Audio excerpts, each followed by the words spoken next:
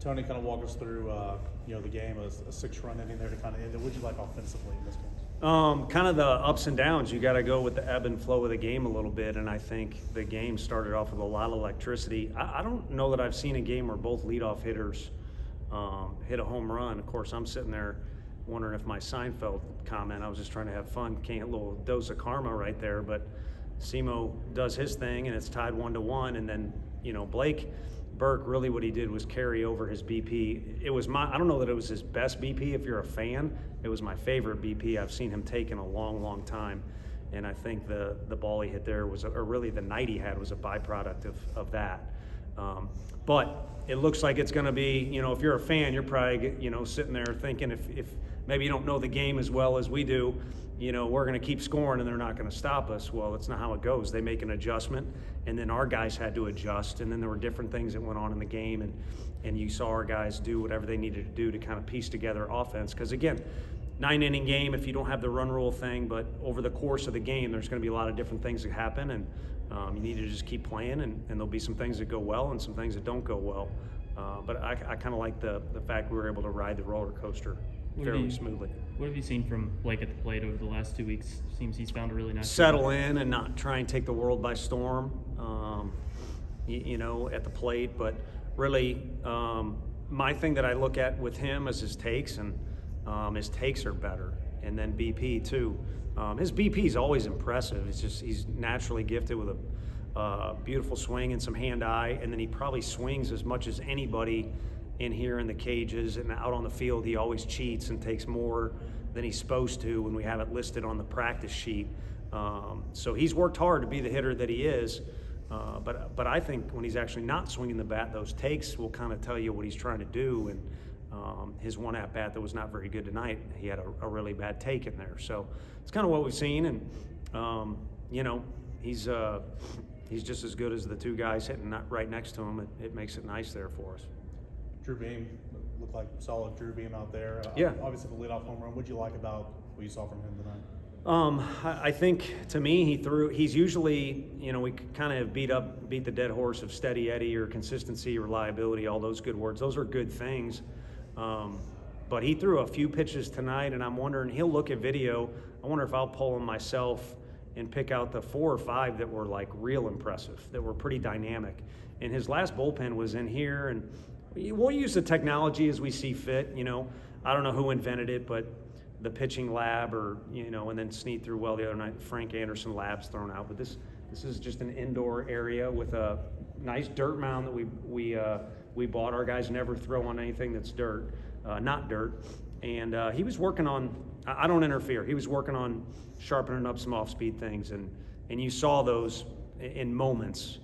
So maybe consistency will get added, and it'll be even more dynamic a time or two out. Billy Amick last night said that he's thinking less and hitting more. That's his mantra. Is that something that's been a conversation, or is he a guy that you kind of just leave alone? No, I think he's older, and he's always had success at the plate. And you watch him, you want the guys to work hard, but you want them to also know like what they need and what they don't need, and whether it be on defense or offense. I think also in the weight room, he's got a pretty good understanding of who he is and what he needs to do. He's a good listener when you offer information, but he's not looking to add eyewash or anything like that. So the fact that he lives his day-to-day life and also works day-to-day to prepare for games kind of with that same mantra, I think it's probably easier for him to be. It's like Drew Beam. I mean, consistently same attitude, same mentality, same personality, same mood every day. So to be consistent, you got to be consistent.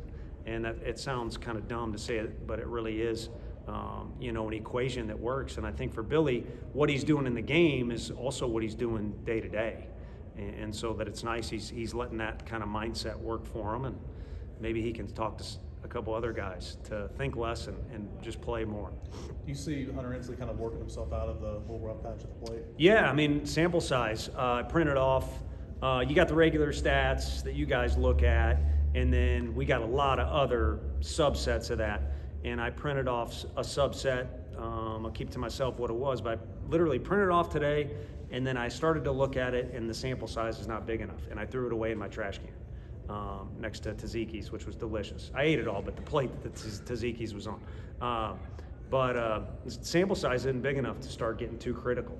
And if the coaching staff that's in charge of, I met with one of our guys upstairs today, and we may not make the right decision, but it won't be because we haven't put time into it. We haven't discussed. It's important to us. And so if it's not important enough for us to start breaking down these stats too much for guys, then there's some glaring things they need to pay attention to, but we're still not to the point where you can fully judge where a guy's at, I don't feel like. How much can success fuel even more success at the plate like it did during the bottom of the sixth? Yeah, I mean, it kind of starts to feed one another. I mean, we want guys to have productive at-bats, so if a guy gets hit by a pitch, even though he didn't do anything, and then he moves up on a ball in the dirt, just for an example, now all of a sudden the guy at the plate can move the runner, he might drive him in. There's more opportunities to look good to the fans or have a quality at-bat to make the coaches happy or to make him feel good as a player. When your teammates do their job, they make it easier on you to do your things, and then when you do your thing, you make it easier on your teammates. So it kind of feeds itself, and I do feel like we have that lineup that was mentioned. It was one of my favorite things ever said about our teams is in 2020, you could flip our lineup upside down and it would kind of be the same thing. And Hunter Ensley has led off in about as important a game as you can ever play in against the best competition amateur-wise you can play, and he also has hit 9. And that's just one example. Peebles has moved all over the place. So I think it's a lineup that's got good depth. We've got guys ready to go off the bench. And if everyone's just kind of doing their part, they'll make it easier, and then the whole thing will kind of feed itself or feed each other, however you want to say it. Sturl says feed the floor. Tony, do you have a plan for who's going to start tomorrow? No, and I don't know that we'll even come to that conclusion in the next couple hours. We want to use a lot of guys. We've been cut short 4 innings for guys on the mound, and trust me, the goal is to win the game.